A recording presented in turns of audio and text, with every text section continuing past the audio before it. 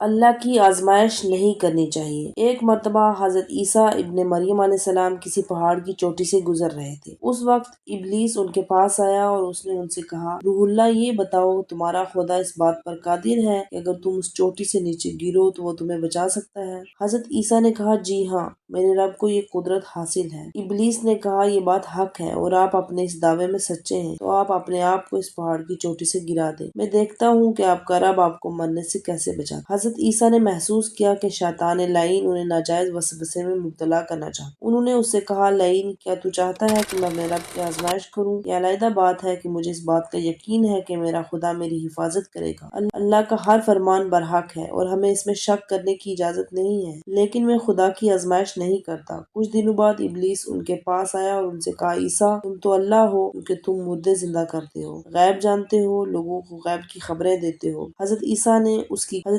اس کی کلام کاٹتے ہوئے کہا، لعین، تو جھوٹ بکتا ہے، میں خدا کا مستجاب الدعوات بندہ ہوں۔ اللہ میری دعائیں قبول کرتا ہے اور اسی کے حکم سے مردے زندہ ہوتے ہیں، اور جہاں تک غیب کی باتوں کا تعلق ہے تو خدا مجھے غیب کی اطلاع دیتا ہے، میں لوگوں کو اس کی خبر دیتا ہوں۔ جب ابلیس نے دیکھا کہ عیسیٰ اس کے جال میں پھنسنے پر آمادہ نہیں ہے تو اس نے چیخ ماری اور اس کے سامنے سے بھاگ کھڑا ہوا۔